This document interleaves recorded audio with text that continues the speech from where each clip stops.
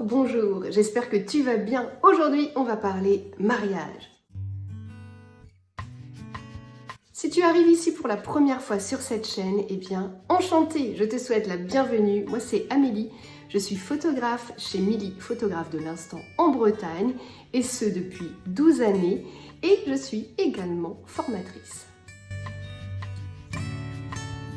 Dans cette vidéo, je vais te donner 10 conseils pour préparer au mieux ton premier mariage. Alors, cette vidéo est forcément pour les débutants, mais peut-être quand même qu'elle peut t'intéresser et que dans ce listing, tu vas trouver des idées que tu pourras mettre en place désormais dans ta checklist avant un mariage. Le planning jour J, avant le mariage, plusieurs mois avant, ce que je te propose, c'est de demander à tes mariés le détail précis du déroulé de la journée, heure par heure, minute par minute, afin que toi, tu saches justement où te placer et comment ça va se passer. De ton côté, l'idéal, c'est de faire ton propre planning de tes interventions, afin justement de savoir qu'à telle heure, tu iras à tel endroit, pour que le jour J, ça se passe au mieux et que tu sois vraiment détente et que tu puisses totalement te focaliser sur les émotions du jour J et tout ce qui se passe, plutôt que d'être happé par ta montre pour savoir « Ah zut, qu'est-ce que je dois faire là maintenant? Qu'est-ce qui se passe? Je ne sais plus. » Mieux tu vas préparer ces choses-là avec eux, plus tu vas montrer aussi ton investissement au marié, plus la relation de confiance va s'installer et mieux ce sera pour tout le monde. Prendre par cœur ce planning. Oui, c'est bien beau d'avoir établi ce planning, de l'avoir transmis, pourquoi pas aux mariés, de leur avoir dit n'hésitez pas à transmettre aussi ce planning à vos invités, peut-être notamment aux témoins. Mais toi, de ton côté, apprends-le par cœur. Il faut que tu saches que la mairie, elle démarre à 10h, puis ensuite l'église, c'est à 11h, ou la cérémonie laïque, c'est à 11h, et que c'est à tel endroit que là, tu prendras ta voiture, ou que là, tu te feras balader par telle ou telle personne, puisque ça, tu le sais, et que tu l'as anticipé. Il faut que tu connaisses tout ça par cœur. Alors, par contre, tu as le droit d'avoir ton anti-sèche. N'hésite pas à garder ce planning, à l'imprimer, à le mettre dans ton sac. Mais connais-le par cœur. C'est tellement plus facile plutôt que d'être le nez sur ton anti-sèche toute la journée, parce que pendant que tu es le nez là-dessus, tu n'es pas en train de capter des choses incroyables qui se passent autour de toi. Ne pas se soucier du règlement le jour J. C'est quelque chose que je faisais au début, et puis j'oubliais, et puis ça me stressait, je rentrais, j'avais pas eu le règlement, et ça m'inquiétait. Donc moi, ce que je te propose, c'est tout simplement de demander à tes mariés de t'envoyer le règlement quelques jours avant.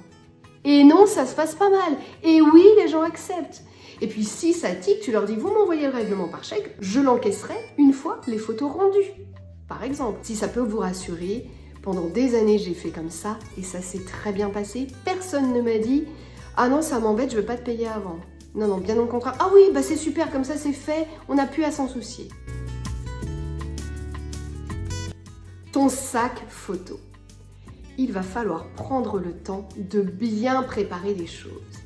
C'est-à-dire, checker tous tes appareils photo, et ça, je t'inviterai, si ça fait quelques jours que tu ne l'as pas utilisé, à faire un check-up complet de tes appareils, une semaine ou 2 semaines avant, même 2 semaines c'est mieux, comme ça s'il y a quoi que ce soit, réparateur ou cas d'extrême urgence, pourquoi pas location de matériel si toutefois tu vois que ton appareil fait des siennes.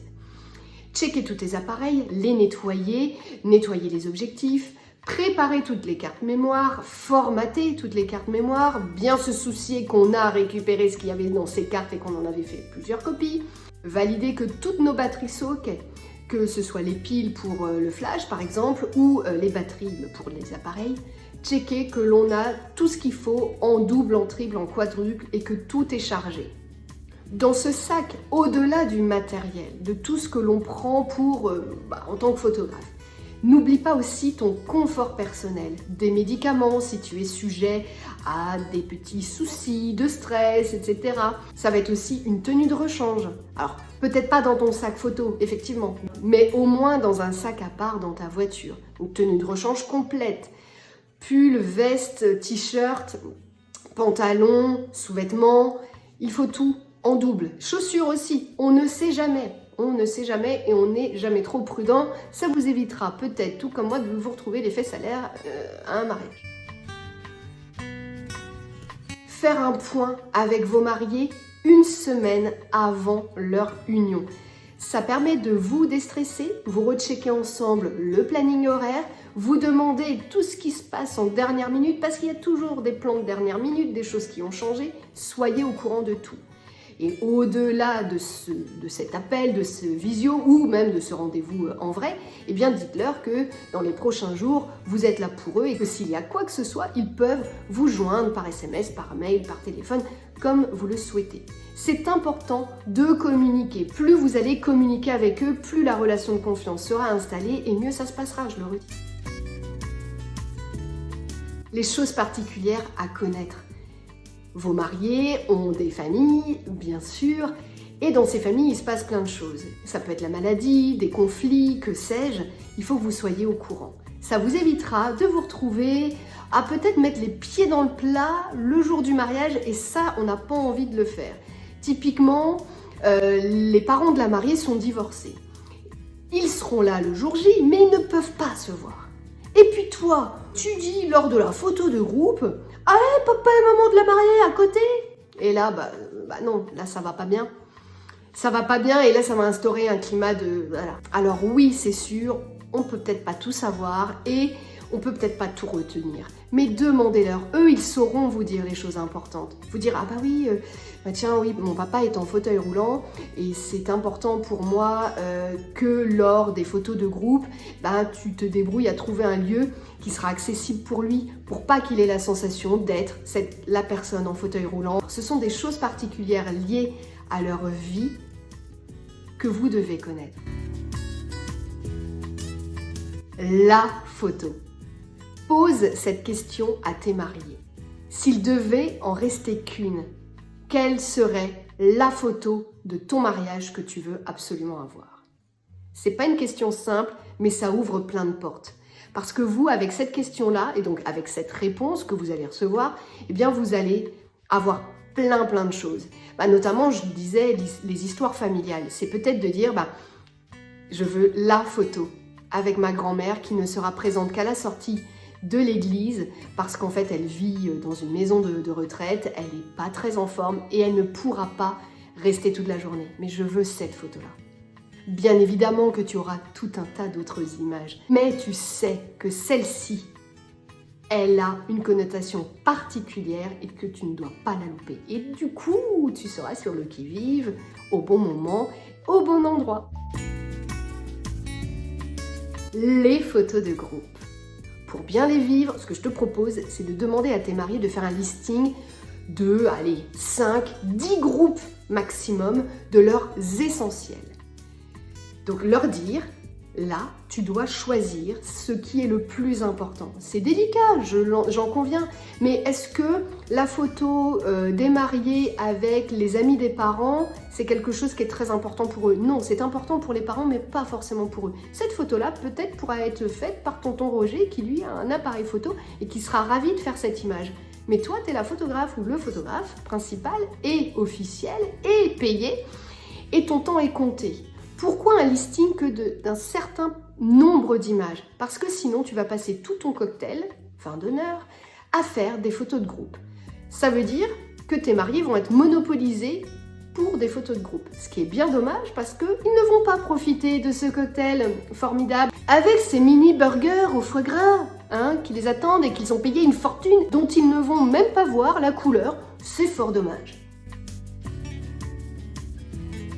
La séance photo de couple le jour J, ça vous stresse, vous avez peur de ne pas avoir assez de temps. C'est pas grave, c'est normal, c'est votre premier mariage. Vous allez déterminer l'heure à laquelle vous allez faire cette séance. Le top of the pop, c'est de faire cette séance à la fin du cocktail. Vous partez pendant un quart d'heure et vous faites quelques photos. Comme ça, quand vous revenez, on fait le lancer de bouquet et on rentre dans la salle et c'est nickel. Maintenant, pourquoi le cocktail? Parce que c'est souvent fin de journée, que la lumière est descendante, que la lumière est plus sympathique et plus facile.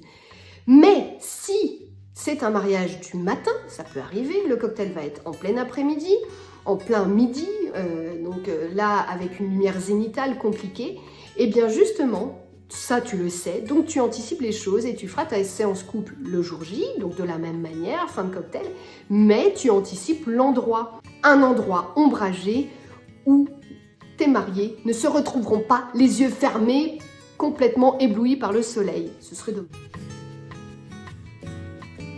Questionne. Demande à tes mariés s'il y aura un autre professionnel de l'image, type un vidéaste. Pourquoi ? Parce que si c'est ta première fois, il va falloir travailler de concert pour que tout se passe au mieux. Non, on n'est pas en train de tirer la bourre pour avoir la meilleure vidéo, la meilleure image. Il n'y a pas de guéguerre entre le vidéaste et le photographe. Mais il faut que dès le début, les choses soient dites. Donc le mieux, c'est que tu demandes s'il y en a un, et s'il y en a un, tu demandes les coordonnées et tu demandes une entrevue avec ce professionnel pour que vous puissiez vous mettre d'accord, comment vous allez travailler ensemble pour que ça se passe au mieux. Et ça t'enlèvera du stress.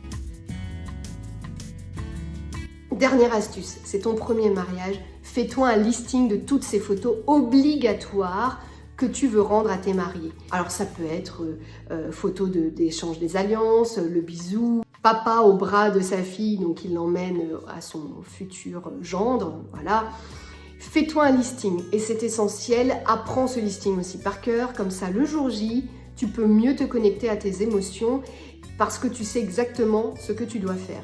Et bien sûr, cette liste, tu l'as dans ton téléphone par exemple, ou bien tu l'as imprimée et tu l'as mise dans ton sac photo.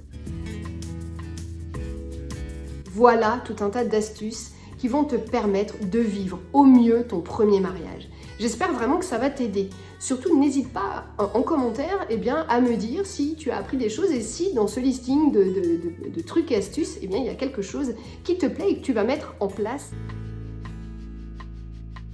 C'est le moment du mot de la fin. Et aujourd'hui, celui-ci sera banane. En écrivant banane en commentaire, je saurai que tu es encore là et que tu as regardé cette vidéo jusqu'au bout. On se retrouve très bientôt pour de nouvelles aventures et en attendant, je te dis à très vite, ici, là-bas ou ailleurs, qui sait.